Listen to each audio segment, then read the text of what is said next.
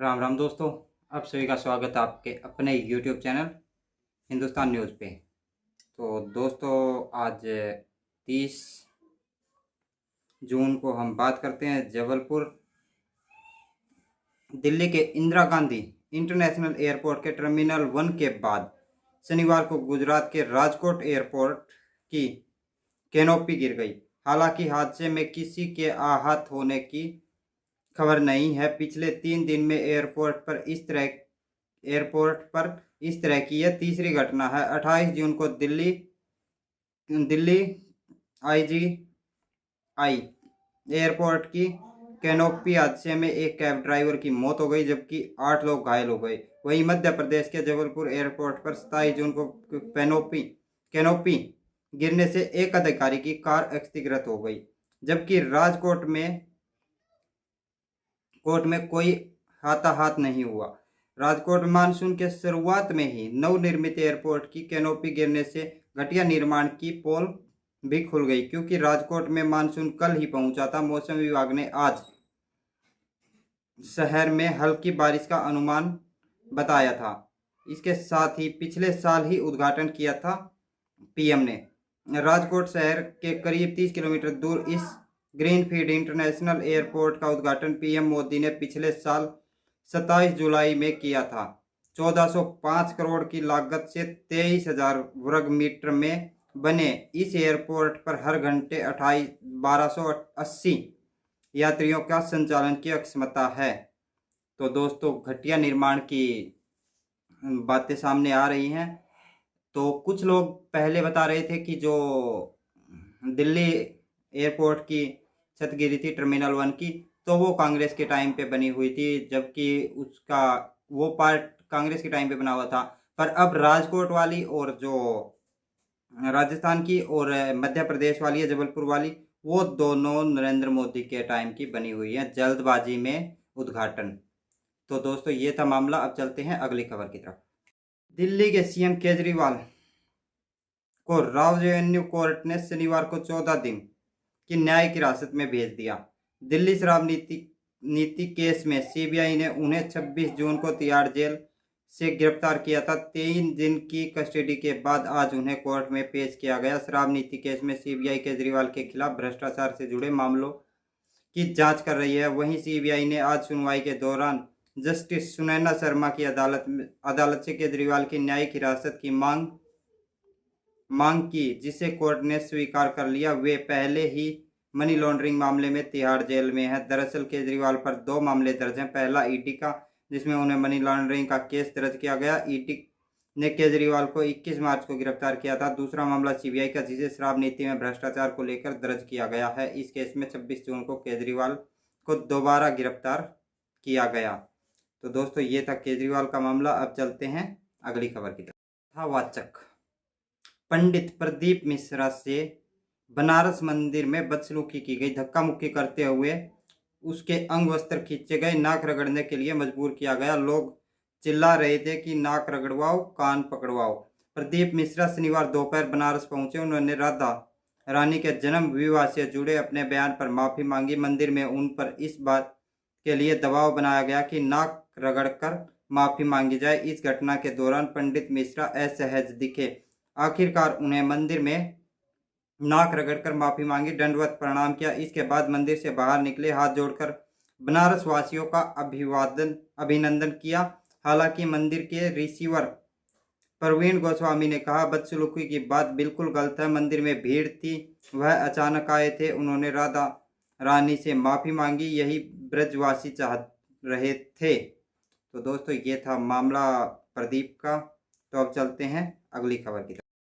लद्दाख के न्योमा चुशुल इलाके में एलएसी के पास श्योक नदी का जल स्तर बढ़ने से सेना के 5 जवान बह गए। सभी की मौत हो गई। इसमें एक जूनियर कमीशन ऑफिसर जेसीओ भी शामिल थे। घटना शुक्रवार 28 जून की रात के करीब 1 बजे की है। जानकारी शनिवार को सामने आई है। न्यूज एजेंसी पीटीआई के मुताबिक सेना के जवान मिलिट्री एक्सरसाइज के बाद देर रात T-72 टैंक से लौट रहे थे। मिलिट्री टैंक ईस्टर्न लद्दाख के सासिर ब्रंगासा से श्योक नदी पार कर रहा था, तभी पानी का लेवल अचानक बढ़ गया और जवान टैंक सहित नदी में डूबने लगे। ले की फायर एंड फ्यूरी 24 क्रॉस के मुताबिक हादसा ले के चसुल से 148 किलोमीटर दूर मंदिर मोड़ के पास हुआ। रेस्क्यू टीम मौके पर पहुंची, लेकिन नदी में तेज बहाव और बड़े जलस्तर के कारण जवानों को बचाया नहीं जा सका। 5 जवानों के शव बरामद कर लिए गए हैं, इनकी पहचान भी कर ली गई है। तो दोस्तों ये था मामला, भारतीय सेना के 5 जवान शहीद हो गए। तो अब चलते हैं दोस्तों अगली खबर की तरफ। दोस्तों महाराष्ट्र से एक अजीबोगरीब मामला सामने आ रहा है। महाराष्ट्र में पैर की जगह प्राइवेट पार्ट की सर्जरी।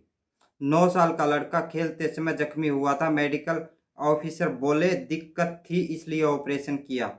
महाराष्ट्र के ठाणे जिले के शाहपुर स्थित सरकारी अस्पताल में डॉक्टरों की लापरवाही उजागर हुई है। यहाँ एक कपल अपने 9 साल के बेटे के पैर का इलाज कराने पहुंचे थे। हालांकि डॉक्टरों ने पैर की जगह उसके प्राइवेट पार्ट का ऑपरेशन कर दिया।